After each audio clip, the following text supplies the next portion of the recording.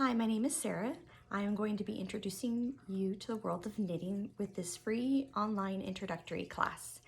In this lesson, we are going to be focusing on a couple of the basic stitches and basic projects that will get you started on your knitting in your own knitting world and projects.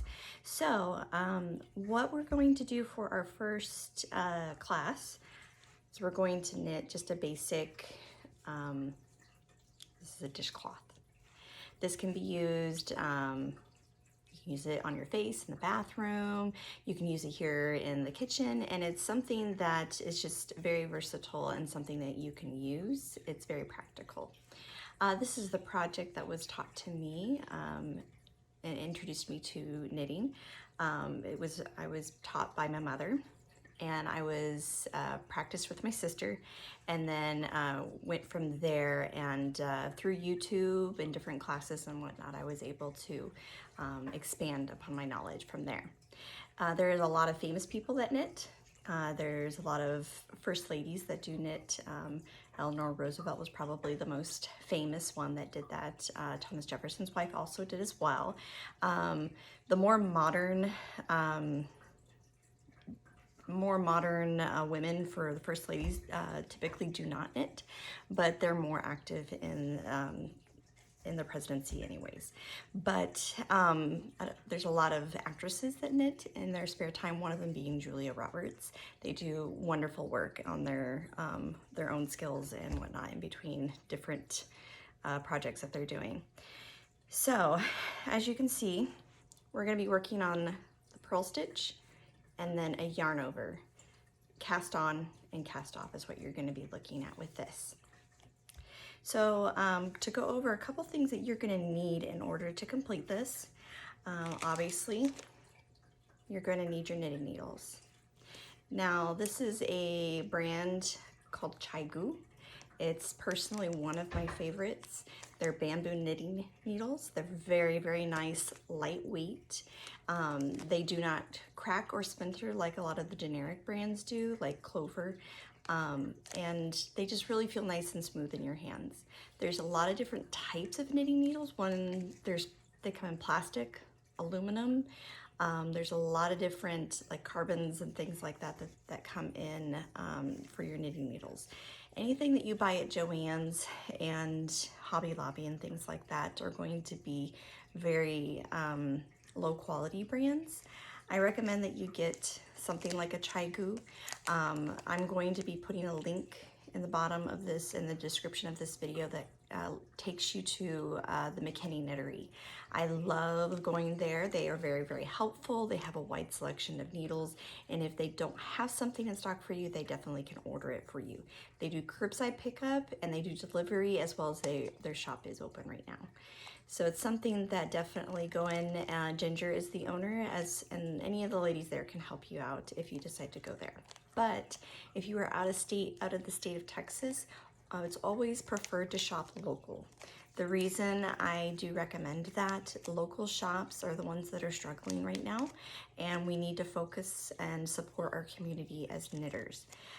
It's something that I feel very passionate about. Also, a lot of these shops, if you tell them what you're working on, they can direct you to people who, if I can't help you online, then they can help you in person. A lot of times they do that for free. They'll answer questions for you, and they'll give you advice and help you out. But cost on these, it's definitely the ones at Hobby Lobby and things like that. Yes, you can get a coupon, but when it comes to quality and pricing, it's really not that much of a difference when it comes to just a set of needles. The size that you're going to need is a size 6 for this project. So take a look at the link that I attach onto this, and once again, you can go ahead and do a curbside pickup if you need to. Second thing, and one of the most important things, is you're gonna need is yarn. Now, for this specific type of functionality of this project, you're gonna need something that's 100% cotton. Now, what I do recommend is the brand Sugars and cream is something that I've been working with since I was 8 years old. So it used to be peaches and cream, now it's sugars and cream. So they've got different types of colors. Some of them are self-striping, meaning they change colors as you go through the skein of yarn or the ball of yarn. For example, this would be considered like a self-striping type of yarn.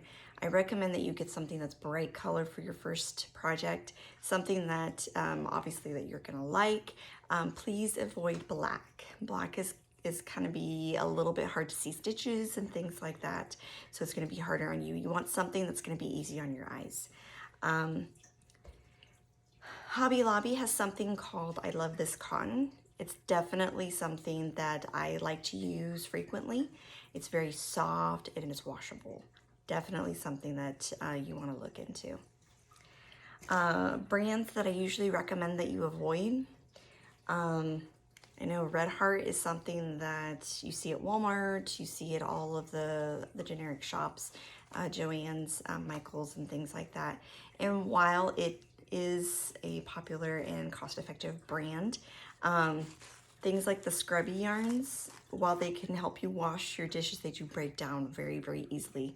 Also, the fibers are very, very finicky to work with on a first project. It'd be something more I would recommend that you try after going through a couple of dishcloths and getting used to the pattern and things like that.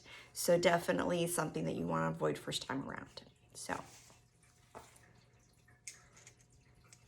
these are tapestry needles. These are something that you use at the end. I really, really like, they come in a straight and a curved. Also can be purchased at the McKinney Knittery or any of your local yarn shops. I've seen them at Joann's and Hobby Lobby as well.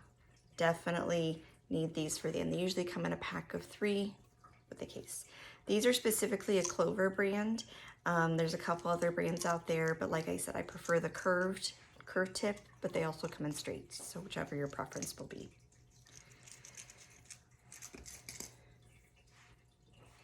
Obviously, you're gonna need some scissors. It's just gonna be for the end there.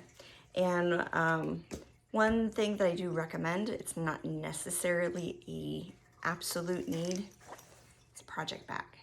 The reason why I recommend these types of project bags is it protects your work as you're working on your projects and as you're working on your different items. Same can be used for, I've seen one of the grocery bags. A lot of times those grocery bags can be pierced with the knitting needles, so you kind of want to think about something that's more of a cloth. One of my most fondest memories I have of my mother is that she used to put her yarn in a basket. This is really good if you don't have cats or dogs or children. Definitely want to think about that. I love these. Come with a zipper. They're not going to be punctured. And then they have a handle that you can take with you anywhere that you decide to work on your yarn. So that's all I have for today. We're going to continue on probably in the next couple days. I'll give you the first few steps to work on in order to press forward with this. So if you do have any questions, please feel free to give me some comments. I'll answer them as best as I can. You can also send me a personal message as well. So until we meet again.